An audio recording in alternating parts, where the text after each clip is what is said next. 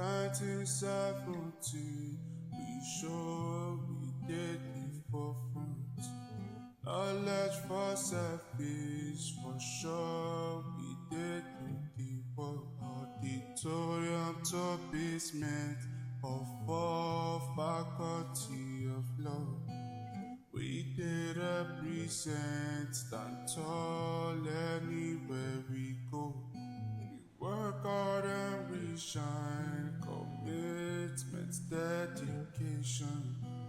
Neurosurgery, comedy, music, Nollywood. SOTK, Dr. Call, MC Casino. We did represent, stand tall anywhere we go. Great UNIBEN, great UNIBEN, great UNIBEN, great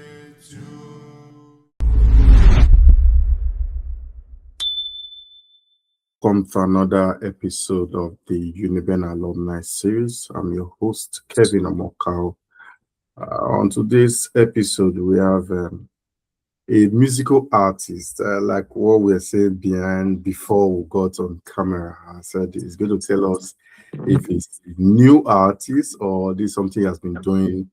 Maybe I didn't know, or most people didn't know about that. Also, he's a former director of welfare of the Student Union Government of the University of Benin. It's Gifted Aghedo. Thank you, Gifted, for joining us today. It's nice having me on your program or your show, whichever you call it. Yeah, any can go. And I'm also excited to have you here, especially more recently. You have been making a lot of waves with your new song, but I want to save that conversation for later. We'll like also have a broader conversation about your artistry endeavor later on the show. I want to start from your slogan. Yeah. While I was still at the University of Benin, then I think that's when the election team for Student Union Government that you vied for, when you vied for the position of Director of Welfare of the Student Union Government. And there was this slogan. It was catchy, it was attractive. You couldn't miss it, whether as student or as staff. It was just everywhere. It was in our faces. Yeah, Gifted says you are lifted. Yes, it was. How did that slogan? How did it? Or is it okay? Maybe I can now tie your artistry prowess to your political slogan. Yeah. So tell us, how did that kick off? What inspired that slogan? Honestly, I don't even know. It just came. So it's not like something is inspired it. I think somebody just said called my name Gifted, and it just clicked in, and I said, "You are lifted," and the person turned and liked it. So it was even the reaction of the person that even clicked in, like, "Oh, I just said you are lifted." And the person just said that again. I'm like, "You are lifted." So because of the reaction of the person, I'm like, okay, it's like this is something new. So going forward, I just started using it. So I didn't know how it came about. I didn't know. Sometimes when you are giving these rhymes, it flows. Yeah, it flows. Yeah, so that's how it just came about. That's why I said I think we could connect the artistry prowess and the politics because Okay, let's talk about politics leadership. You held multiple leadership roles while you were a student of UNIBEN. You were a class rep, you were a parliamentarian, even the one we call Parakbo. Yes, the traditional or the ethnic associations. You were quite prominent. Then later on, you became the Director of Welfare Students. Correct. Which of these positions challenged you the most, and What did you learn about serving students at different levels, at class rep level, at student union level? What did you learn serving your colleagues, your contemporaries, your younger students, your seniors? What did you learn Yeah. from these positions? Um. Okay. First, my beginning was the class rep. That was first the challenging one. Um. I. Let's say the positions I've had before the class rep position was just in church. Was just in church. So that was a new one for me, where you've got different people from all walks of life, from different ethnic groups and all of that. So coming together in one class. So that was quite challenging because we had people who had degrees before. They were doing second degrees and all that. So they had experiences. So you when you tell them this, they are telling you something else. When you do do you get so it was quite challenging at that Mm, stage. Yeah. So but as time progressed, I was able to cope with the whole of the task. So going forward, every other position was not very challenging because I was already a class rep where I mm, was already managing people. But the height of it was when I was in the student union government. At that stage, it looks like at the federal level. yeah. So yeah, if you want to liken it to Nigeria situation, so that's the federal level, and it came with new challenges. Like I said, if I'm given opportunity to become a student union leader again in University of Benin, there are a lot of things that I would do differently. A lot Okay. of things that I would do Okay. I think differently. Now, yeah. Okay. Okay. Go ahead. Let me allow you to flow. oh, okay. In this case, it was not just a small group I was then managing. Now it is the whole of the university. Even staff management. All of these put together. There are a lot of pressures from students. Pressure from management. Yeah. Now, when you talked about what's the challenges or what challenges I was faced with. um, Majorly, it's when it has to do with hiking fees. There Mm, were times that I had not just once, not twice. The hiking fees came together where I had hiking fees in shuttle fare, hiking fees in hostel fees, mm, and school fee. So all of these put together at the same time. And students react to no matter how little the change in prices. So they react. When I was trying to deal with hiking the shuttle fare, then hiking hostel fee came in. When I was trying to deal with that, in school fee came in. So it was just a whole lot for me. And what I understood by protesters at that time is protest is going on the street and demonstrating. mm, But thereafter, I then understood that you can protest in different ways. When we are growing up, when maybe your parents did something to you and you say you are not eating, it's a protest. You are mm, protesting that I don't want to eat. Even if they say you may say I don't want to go, it's a protest. So protest must not be going on the streets. mm, Now, let's say one thing that the student union is known for is going on the streets to protest. Like that's what we call protest. Now, do you know the ASU? They mm. also protest. And majorly, when they are protesting, they go on strike. Yeah. That's a protest for them. They don't go on the street, they go on strike. So I then thought about it. That's after my student union time. Why is it that students do not go on strike? Why is it that if they say protest, it must be hitting the streets?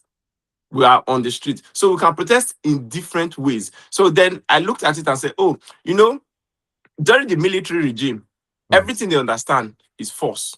Like mm, you go on the street and that's force. So time has evolved, but I think the student union has not evolved with time because we are still adopting that street, going on the street and protesting. We are still adopting that.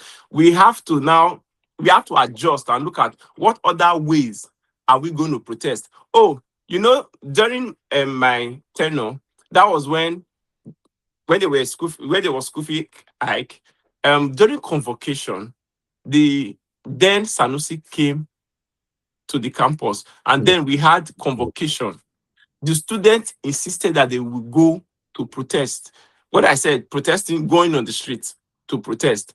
Now, we going on the street to protest, to disrupt convocation and all of that. There are better ways we could have dealt with that. If we had said, oh, we are going to ensure that going forward, students do not go to class. Everybody, don't scatter things, don't go on the street, stay in your hostel. Just be there in your hostel. No classes we hold, no exams, nothing. We are on strike as students. You know, when you are on strike, you don't pay fees, even the university will feel it. They will call for negotiation because nobody is going to class, everybody is maintaining peace, but you are just, do you understand? So there are ways we can deal with our protest. If I may ask, the approach you are proposing, or yes, that some institutions or some organizations do deploy, is a good one. But how effective do you think that will be? Let's look at the student community as a case study. If you are student union leaders, you direct students, you ask students not to go to class as a form of protest. Firstly, I think we need to acknowledge that not all students will comply with that. Yeah. And we have seen this relationship by management and student has not been the best in most of Nigerian tertiary institutions. Yeah. And when we have some students that do attend classes, irrespective of the directive from the student union government, don't you think lecturers, the academic staff, will still go to class and teach, no matter how few, no matter the number of students, they will still go and teach? But for the protest, I do not have a stand, but I'm just trying to lay options on the table. But for protest, I'm going to correct that. Yeah, let me just finish. The demonstrations you do as student union leader, is it all the student that participates? That is what I'm saying. That's why. Let me finish. Okay. Let me finish. Yeah, for demonstrations, you do not need everybody to be there, but a reasonable number of persons can be out, and the demand for what will affect everybody. Yeah.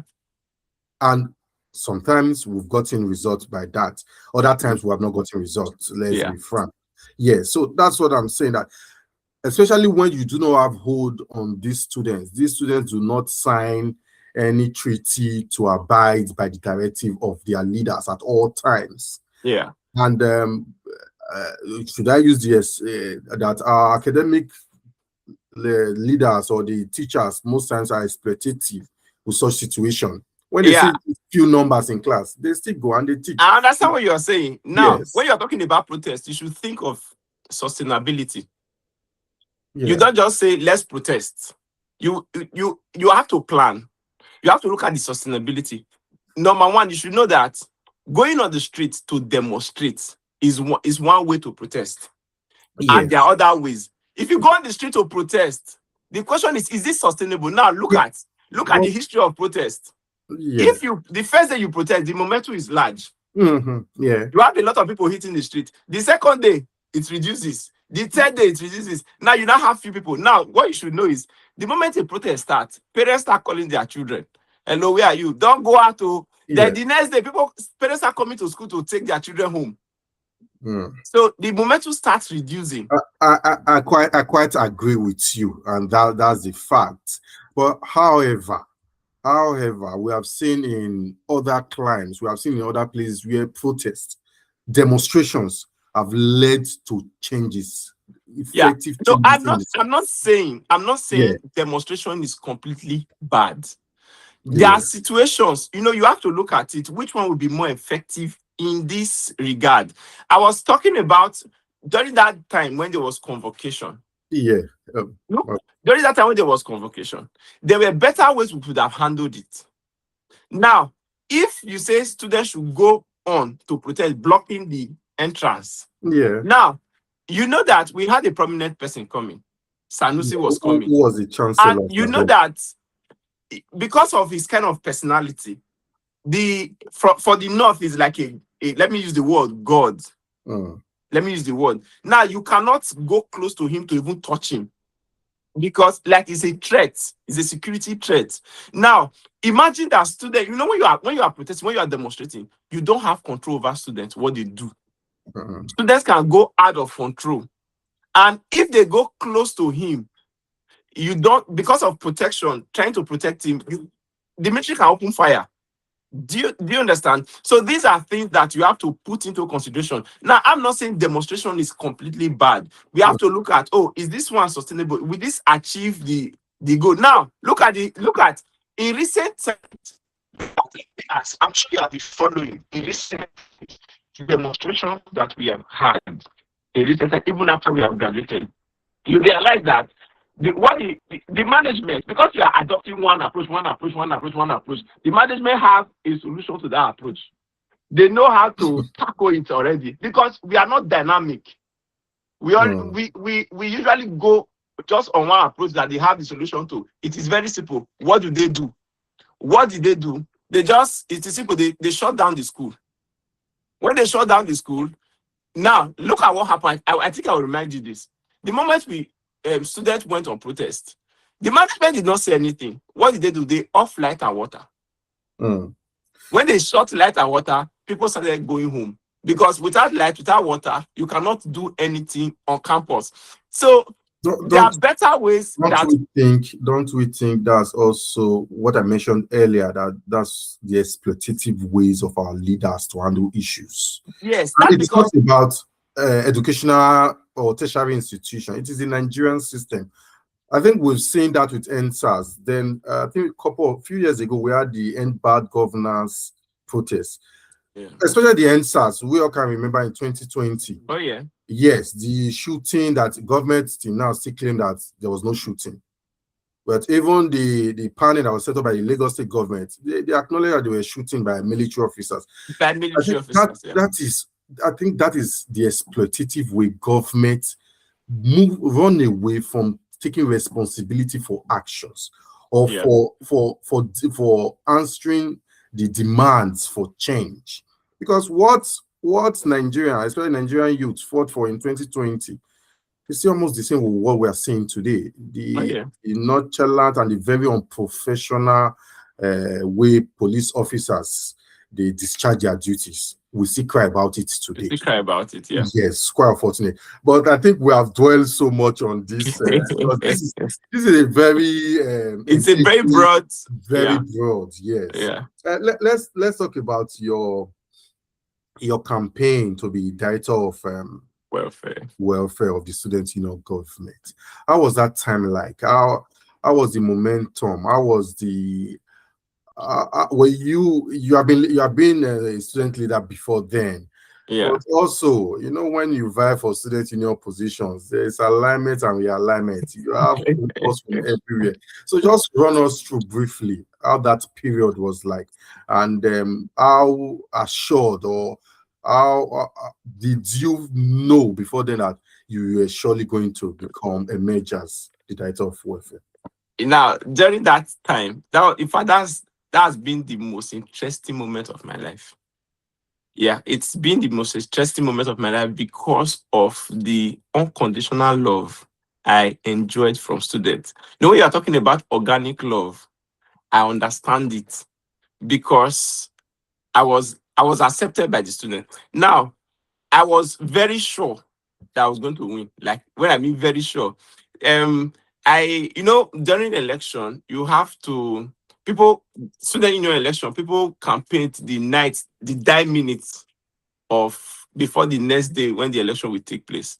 I did not campaign on the last day. I gathered my team and I told them, if what we have done, after all we have done, if we do not win, then I know the position doesn't belong to us. That's what I said. That's because we long started our campaign early. Now, it started from 100 level. I think you may not know this. My first time I wanted to contest was during Loretta. Then I was in 200 level. Okay. I wanted to contest during Loretta. My intention was to contest for welfare. Then I would come back to contest for president in my 300 level. So presidency was the goal, not welfare. But that first time I just said, okay, let me contest for welfare. Then I wasn't cleared. As at that time. So Loretta was the president and other people won, and I was kicked out because I wasn't cleared. Then when we tried to work our way through the clearance, then they said, this politics and all of that, that he's in 200 level and his GP is very good. He should go and read and come back 300 level. So that was what they used in pacifying me, because different persons were calling all of that. Then in 300 level, I was coming for president. So because I started earlier, so the momentum was high. I never waited until election. That election is coming. I already started in my 100 level doing the campaign because I was going to contest in 200 level. But let me tell you why. Because it's not as if I planned it from home. This day during my clearance, I was at the auditorium. Then Raymond, Osayuki, and the rest of them, they stormed the auditorium. Security, they were manhandling students during the class. Then we did our class just in the auditorium, all of us. So the crowd was much. So security shut the gate. They were just manhandling students and they don't allow students in. Then Osayuki, that set, they have these steez and composure. There's a way the war suit with Osayuki is shiny head. They just stormed the auditorium with their Luther van, and security did not want them in. The way they came down, like they opened the gate, students, I saw the way they stood for students. And it was security not allow students, they were not trying to coordinate themselves. And so I just loved it. And that was when I was doing clearance. I just say, wow. And I asked somebody, who are these people? And I say, student union representative. And I say, so this is what they do. They help students. And they say, yes.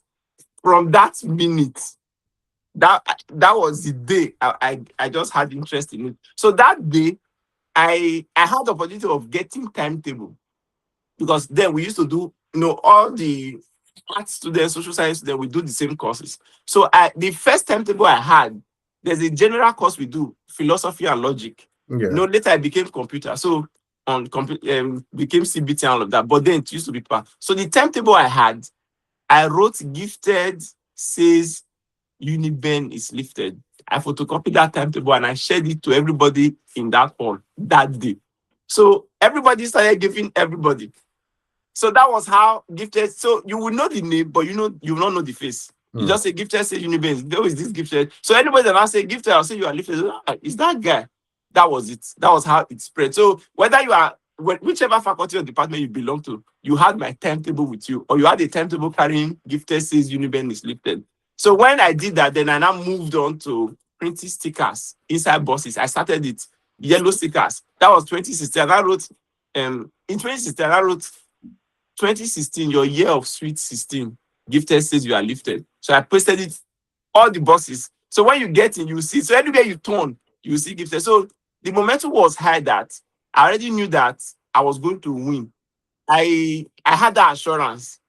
Now, for me, I'm not a stakeholder person, like where you now want to, during election, you now have to, all those godfatherism. I didn't do it.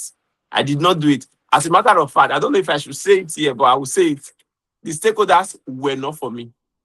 They were never for me. So because they tried to ensure that I do not progress with that, because they've considered that I sidelined them. For me, I said students be irrelevant in the election. So since stakeholders cannot vote, I don't have any business meeting stakeholders. So stakeholders were not happy with me, because that now gave me more momentum to pursue because stakeholders were, when somebody is fighting you, you want to ensure that, okay, you also do your best to. So I had that 100%, let me not use the word 99% assurance that I was going to emerge. So it was quite interesting. It was an interesting journey. It is the most interesting moment of my life, even till date.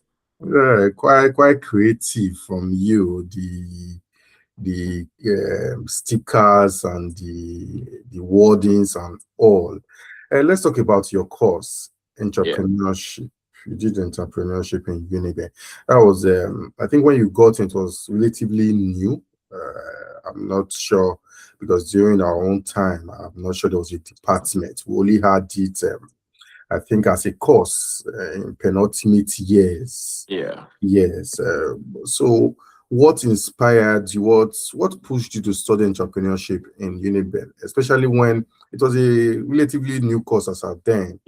Yes, and what was your motive of studying entrepreneurship? First, my intention was to study accounting. So that day, as I was filling my form, I just saw entrepreneurship. I'm like, oh, entrepreneurship.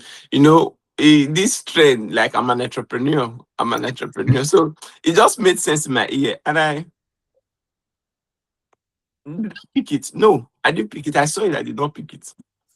UNIBEN, they know how to change your destiny. Okay. I Yeah. saw it. I didn't pick it, but I just said, okay. But I still went for my accounting.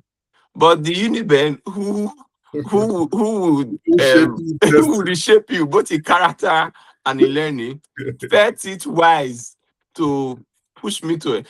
Funny enough, I never regretted it. No, I never. So when I saw the entrepreneurship popped up as what I was given, because I saw it before, I just liked it. I said, okay, entrepreneurship, it's nice. Funny enough, I also had admission in another school, but that was accounting. So I had the entrepreneurship. I had to now pick. I would rather go for. Why didn't you pick accounting, especially that was your first choice? No, two things. University of Benin. It's a big name. So, it's a very big name. And I really wanted to go to University of Benin. Secondly, the entrepreneurship wasn't bad. I just like, oh, I'm an entrepreneur, so let me go for it. So that's how I picked it. And I didn't even know it was a new department. When I got in, then it also helped me because it's a new department. We didn't have people who were already making waves in the department. So the moment I got it, so we all we put our hands together to ensure that we push the department. We only had one set before our set. So we had one set. So when I got to school, I was asking people, where's I'm trying to locate entrepreneurship department. Everybody I asked did not know the department. So that was very challenging for me. I looked at it and no, we cannot just be in a department and it is not known. So from that moment, we started pushing. I started pushing. I think entrepreneurship department became one of the most famous departments in the faculty because of all of our activities. And so that was how I got into entrepreneurship. That's how I found myself in the entrepreneurship department. Okay. Let's talk about UNIBEN. UNIBEN as a whole. You definitely had leadership trainings from the institution. Oh yeah, very well. This is quite a constant question on this show, where we ask our guests what they learned from the university. Guests have talked about friendship. They've talked about UNIBEN. We modeled them to be who they are today. Oh yeah. For you, what does UNIBEN mean to you? Without UNIBEN, I don't think I would have the leadership experience I have today. Leadership. UNIBEN shaped me, reshaped me, molded me. When I left Nigeria to this country, to the United Kingdom, there's this level of confidence that I have. This level of confidence, which I got from before I got to the University of Benin, I didn't have confidence. No, I never. I don't think I. No, I don't.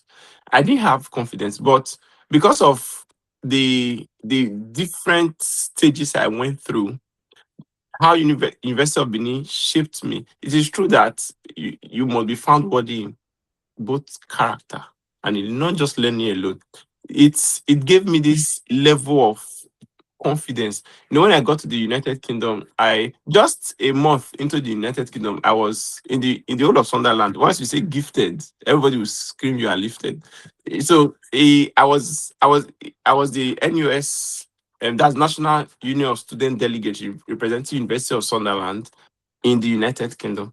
All the universities coming together, having representative to advocate for policies. So we did the election. I had 14 opponents. I was the 15th person, and I came first. In fact, the margin was the university said they have never had an election like this before because of because I was using that UNIBEN mindset to come. The way to the election, I was hitting like that. So I didn't know I don't know how to put it, but not as we used to do it there. So it was really great for me. If you look at during my during graduation, I was the valedictorian. So after the vice chancellor, I'll climb the stage to give speech.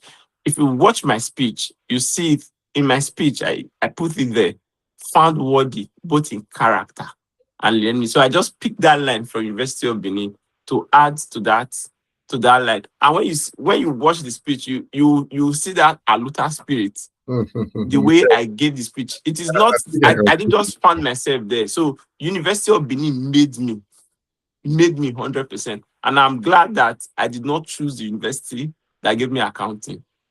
I chose the University of Benin. I don't think I would have had the level of confidence I have today. And after University of Benin, my biography, I didn't state all the positions. After University of Benin, I still had other positions. At my NYC, the day I got to the NYC, that was the day we were doing election. And I participated instantly in the election. I was with my bag when they said who would become the platoon president. After everybody stepped out, I just stepped out. That day I won the election. After I relocated to Benin, they were doing the election. I participated in the election. I won the election again as president.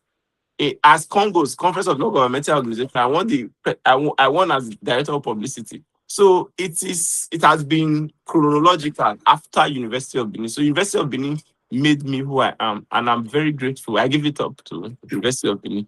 Yeah. Let's talk about your song, your new song that is yes, we need to come back.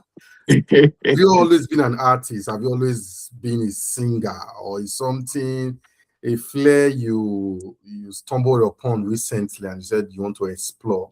When did music start for you? That was what University of Benin took from me. Oh, that's the only thing it took from me. The first time I have an album. The first time I ever did an album was 2011. I was quite young.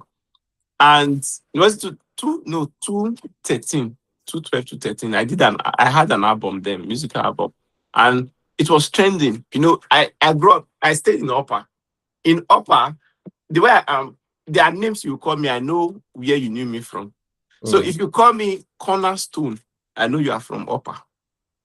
So if you say Gifted or you say you are lifted, I know you are from University of Benin. If you call me so I will. So during when I did that album, it trended. It was trending in Upper because it just started growing. Then it was the era of CD plate. CD plate, yeah. The day I did that song, that same day I sold 1,000 copies of CD plate. Because when I did it, when I printed it, nobody knew in the house. I just went to do the song. After I did it, I printed it in CD plate. I printed 1,000 copies. So when I was coming back, I got on the bus. I was quite little. I was young. I didn't even know anything. Then I told the bus driver, please, can you play this music? As he played it, the title is Cornerstone. Wow, everybody in the bus like, wow, this one is interesting. They started buying it. So when I saw that they bought the CD plate, what I did, when I got to my destination, I didn't go home. I entered the next bus back. I gave it to the driver. Please play this music. He played it. Everybody in the bus bought it. That's how I was now shortly to and fro. I sold all the copies. So when I sold all I got into University of Benin, so I didn't continue with music. And I left music, yeah. I just left it completely. I did a video. I even did a musical video at that time. Though I was ripped by the producer because I was young. So all the money I had from that first copy I sold, I just gave it to somebody because I was trying to copy P-Square. I went to look at the video. I said, I want to do video like this. I went to meet the producer. The producer and I said, okay, he's going to give me 2 power back and what's it called? Range Rover and all of that. And I said, okay, I gave him all the money. On the day of the video, he brought me lessons, 1 lesson. And he told me they are bringing the power back. We should be shooting video. Don't worry. That's how we finished the video. And no pre-power back. But when I got to University of Benin, then politics now took the music from me. So because it was hard to be doing music, academics, politics, the positions I was holding together, all these positions, I had it together. It's not as if I was class rep, the after class rep. No, I was just back to back. I held all the positions. So I could not now cope with music together. If not, my academics would suffer. So I just left the music and said, when I'm done with school, I will face it squarely. And music, you need some level of financial capacity to be able to push it. You can do a good music. It's hard for music to just sell itself if you are not able to push it. So I waited after graduation, took my time, and I'm fully back in music. So I just said, So the reason why, let me just please say, the reason why I chose this particular song, I have a lot of songs that I've done that I've not released, but I decided to I chose Ancient City Aghedo because I looked at it and said, okay, I have to first of all identify with my root, where I came from. So if you belong to a record label, your record label will push you. But if you are a solo artist, what you do, it is best you identify. So when your people accept you, everybody become your record label. They push you together. So that's why I chose Asian City Aghedo. I did it. So which I'm currently pushing on. Yeah, that's quite brilliant, and especially as it samples and one of the greatest musicians who ever come out. UNIBEN person too. Yes, UNIBEN Ultra and True Professor Wifo, late Professor Wifo. Why was it important for you to honor Sir Victor Wifo? And you are just rightly answered. You wanted to reconnect with your people first. You want that to be your foundation. But also picking someone like Sir Victor Wifo to honor him in this way, because this is quite a sample of his Aghedo. So why was it important for you to sample Sir Victor Wifo? Growing up, I love that song, Aghedo.